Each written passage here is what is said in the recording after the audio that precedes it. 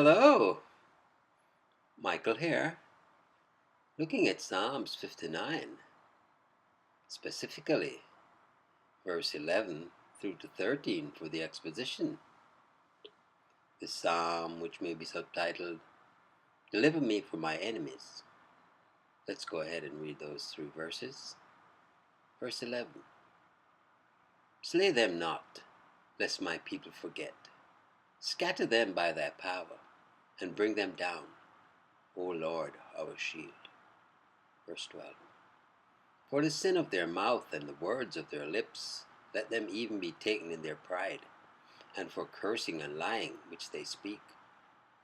In verse 13. Consume them in wrath, consume them, that they may not be, and let them know that God ruleth in Jacob unto the ends of the earth. Selah. So we get to the exposition, but before, let's read verse 11 again. Slay them not, lest my people forget. Scatter them by thy power, and bring them down, O Lord our shield. We look to the Treasure of David as written by Spurgeon for the exposition.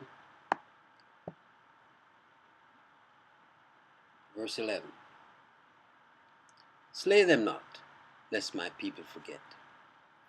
It argues great faith on David's part, that even while his house was surrounded by his enemies, he is yet so fully sure of their overthrow, and so completely realizes it in his own mind, that he puts it in a detailed petition, that they may not be too soon or too fully exterminated. God's victory over the craft and cruelty of the wicked is so easy and so glorious that it seems a pity to end the conflict too soon. To sweep away the plotters all at once was to end the great drama of retribution too abruptly.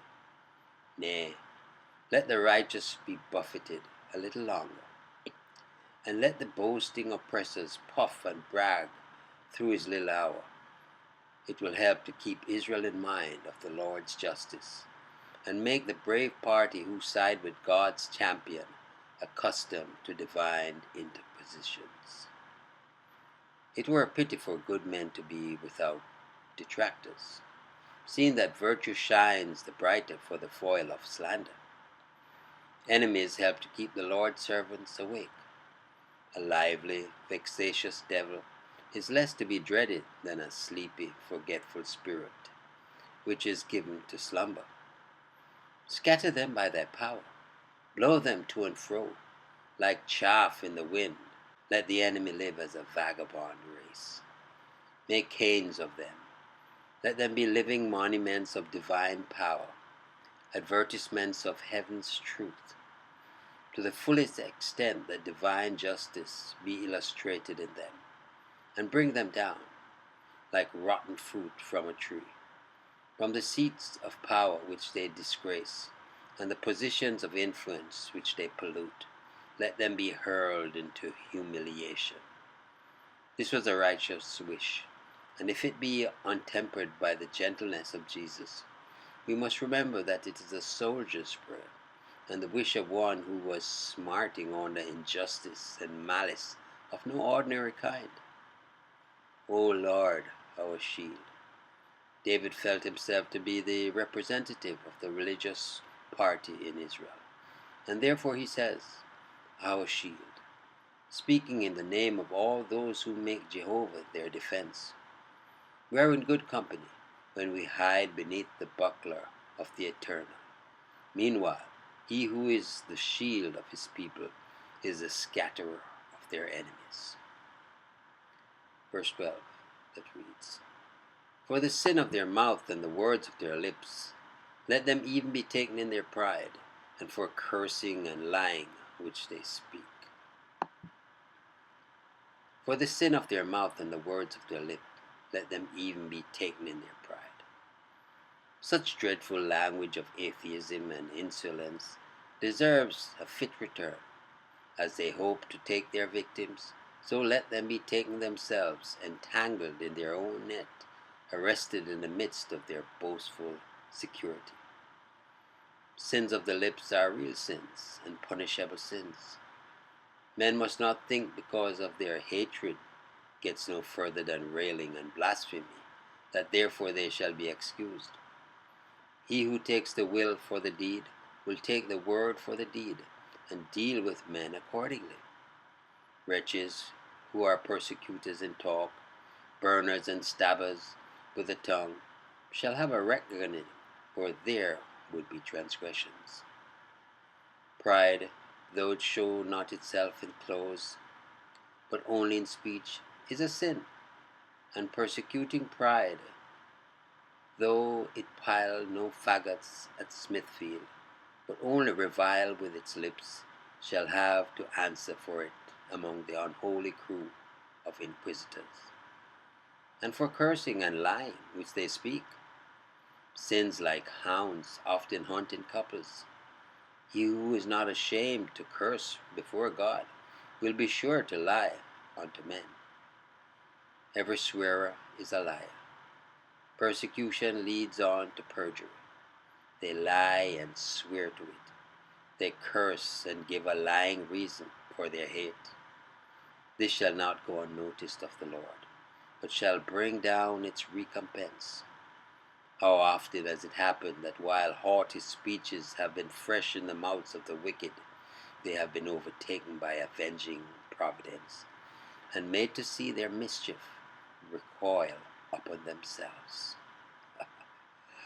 Verse 13, it reads, Consume them in wrath, consume them, that they may not be, and let them know that God ruleth in Jacob unto the ends of the earth. Selah. Consume them in wrath, as if he had changed his mind and would have them brought to a speedy end, or if spirit would have them exist as ruins. He cries, Consume them, and he redoubles his cry, Consume them.